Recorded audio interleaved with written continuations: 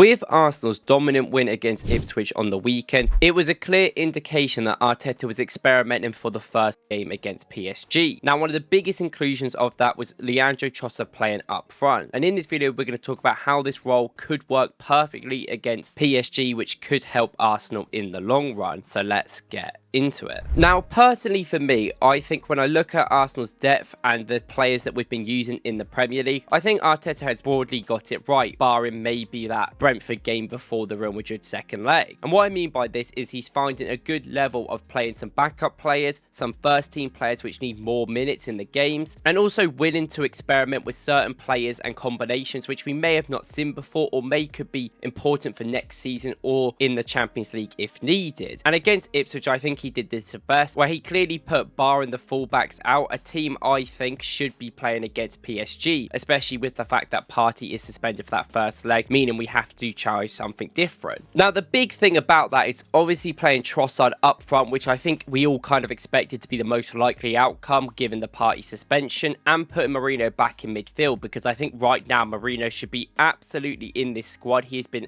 phenomenal recently over the last couple of weeks, as arguably one of Arsenal's most important players right now. And I think if anyone's going to work with Trossard up front, this game kind of proved that this could be a relative solution for the game against PSG. Now, as a striker, Trossard's best role in my opinion is when he try and baits mostly defenders or midfielders to come towards him, and then we have someone else going behind. I always think this is the best way of using him. Obviously, I think the transition of doing this between the players is also very important, and I kind of think Merino is going to be a good subside of someone that brings that for him. In this game, there's many times against Ipswich where you saw Trossard come a little bit deeper centrally and pick the ball up. Not only does this help that progression we've been complaining about for months now, but that progression is definitely something we've been focused on a lot more recently. Now, the important thing is when Trossard does pick up these positions is that we have players running in behind, because we usually have Saka and Martinelli out quite wide, and even Martinelli may be that inside forward type, so he's in the edge of the box. It isn't exactly your deep runners that you're always going to get. We can't rely on Martinelli to consistently run inside of that last defender and get into the box. There's sometimes he just has to hold that width. This is why sometimes the positioning of Merino is very important. You see him at the edge of the box making them runs in there, which I do think is very good, but also being mostly on that left hand side where he's definitely much more comfortable with making them runs rather than being in the center. Also, he is a physical defender, so if a defender gets pushed out and pulled by Trossard in these areas, he can always run in behind and sort of facilitate for the ball for Saka or Martinelli rather than being someone that necessarily shoots in them position. But I think the clear improvement of Trossard being up front, and it's quite a lot of patterns we've seen by Arsenal do over the last couple of years, but specifically when Trossard is in more attacking areas, we always see this one, which helped us score our second goal against Ipswich. This is where, yet again, we are really struggling to find a way through Ipswich here. They've got a good block. They're doing quite well in this possession. But here, as you can see, the winger actually pushes up for Ipswich to try and block the passes towards Ben White, because he thinks that pass is going to go straight into him so he can get onto him quickly. Now, everything we have done in this move has been sort of calculated 2 or 3 moves before it's even happened. So you see people like Kivior move out wide before this even occurs to kind of give us that space out there. You see Zinchenko come into the middle. But more importantly, you actually see Martin Odegaard come out of that block and move his position. Instead of coming deeper here where we already have presence in White and Rice, he ends up going forward and completely is in space in them attacking areas. Now, he is still quite close to some of the players that can definitely recover, and centrally it's a little bit harder to, I think, pass balls in there, especially high up. So he isn't really a player that is going to demand the ball in this situation, which is fine. But what it means is Kajistu here, the midfielder for Ipswich, gets quite confused of whether he needs to track Odegaard or then go up and push with the rest of his team. This allows someone like Trossard to come deeper. He goes all the way on this right half channel where that space has been created, and now he has space to receive the ball and pick and run into the channel. This is actually something we saw exactly against PSG in that game in the Champions League. It was on the other side, a little bit different circumstances of people moving out of the block, but you see yet again Trossard comes out into them wide areas and he picks the ball up and he can run forward with that space that hasn't been covered by the players. Now, what I like about Trossard specifically in these situations is that when the ball is lofted to and quite high up compared to a lot of other players on our team, he is very good at bringing that ball down. It's one of his unique things, I would say, within the club, where he's just a very good ball control player within the air, and here he brings it down and it forces the left back to push up to sort of close them gaps, because the winger is not going to come back and help him in time. You see how quick Trossard receives, and he's got an action to go forward, which I think is a lot different compared to some other players in our squad, and he puts it to Saka, who ends up running through. Now, the thing about this, which is great, is that Trossard has come deeper, but obviously, like we said, Odegaard is in more of attacking position here. But more importantly now is that you've got Merino actually running into them central positions to help Saka. Saka takes this man on brilliantly, and the quickness of this move really does help. I think everyone's just so efficient, and Merino can get into the box, get a touch, and put the ball into Martinelli, who's also running in back post. Obviously, not all down to Trossard. Brilliant play by a lot of the members of the attacking line, but Trossard coming into these positions is something that I do think helps with progression when he's in there, and means he can still be that dummy build-up player that we might see with Havertz. But now with Merino, we know at least someone's going to get into the box, as he has been playing up front recently. And Trossard's another player that when he is in them wide positions, he will willingly stay out there if he needs to, because he's used to playing on the wing in certain games, and it allows people like Saka or Martinelli to even get into central areas, which we see here. They're both in the actual central areas, being them attackers. Merino's a little bit deeper, being that box crasher later, and Zinchenko and Trossard are actually holding the width for our team, which is very interesting given the positions and rotations that we can have win there. But I do think that's something Trossard does bring compared to Merino, who is a brilliant effective build-up player, I think, in them half spaces, and he can overlap well, but I do not want him as someone that is sustainably a good crosser. Also, you want him more in the box, I think, than anyone else because of his height. And I know Trossard may not be the most efficient player going forward in attacking central areas, but out of anyone that we can realistically play there, given the circumstances we're in right now, he is someone that is willing to run in behind at least. I said this with Merino, that I actually like how he's been kind of shown away from doing that recently, and he's becoming a lot deeper. He's been a lot more in them build-up play, and I actually think that's a more effective way to use him. But in this game, when he came off, Trossard was actually having to make the runs through with the high-ish line that Ipswich were using, and I do think that is a very effective way of getting him to be great in certain areas, because I think his hold-up play is actually underrated. He can pull players out, but more importantly, he can drag players back, and when he's very quick and he has the connection with people like Odegaard and Saka on his right-hand side, it just offers a lot in these areas, which will definitely be a big thing against PSG. And quite frankly, what is the most simple thing in the end that you may have to actually look at is the fact that Trossard is a very shot-heavy guy. Now, maybe his shot averages this season aren't as high as they used to be, but we all know that Trossard is someone that prefers to shoot them passing it, especially when he's in them final third positions. Now, a lot of players in our team aren't very shot-heavy players, and usually when someone shoots too much, I think they get a lot of criticism. Garnacho's a great example of that. But Arsenal really don't have many players that like shooting, so it does make sense that we have someone in there, especially someone that can play in these central areas. And this is the same with the goals that he scored against Ipswich. His first goal is a brilliant example of the ball not necessarily being perfectly into his feet. He has to turn his body, has to outstrength a player which is much bigger than him, but he's still willing and able to get that shot away and sneak it in. I don't think anyone really brings that in our club right now, other than maybe Bukayo Saka, and it feels like a lot of teams need to have that constant energy or constant same situation to feel comfortable to shoot, while Trossard isn't really like that player. He will just shoot in a lot of situations, which we have seen be very good. And the best thing about this is he creates separation within tight areas to do this. We saw the goal against Everton where it kind of looks like he slows down that attack and, oh, what is he doing? But then he gets that shot away and it goes in and it catches the goalkeeper off guard, very much like the Ipswich goals as well. The second one, I think, is a brilliant example of this. He's in this area here. They obviously should mark him a lot better, but he's able to get his feet sorted out right quickly, bait the player towards him, and then put it under his legs. A very cultured finish, I think, and it really shows the quality that he has. And while I could go into his stats like we usually do against Ipswich, we all know that he had a very good game. He was probably the best player on the pitch. 4 passes into the final third, 50 touches, which is a lot for a striker, 4 shots, 2 on target, 2 goals, and overall was very efficient throughout. But I think the most important thing about this is that PSG game coming up, and I don't think Trossard really works against all the opponents up front. I do think there's certain limitations that make him quite difficult, but I actually think against PSG out of anyone, especially at home, we have seen it before how effective it can be. He is not someone that is going to win many duels. You've got to consider this. He is not someone that is also maybe the most efficient with the ball outside the box all the time, but if you can get him with a striker or central midfielder like Merino, who's going to be physical and win them headers and win them duels, I do think that works. We saw it with Havertz where they both played up front together, where they kind of worked off each other, which is something they can do in this game. I also think there's certain limitations to the defensive line of PSG. Their fullbacks especially don't know when to press up or go back because they are very attacking oriented players, and their central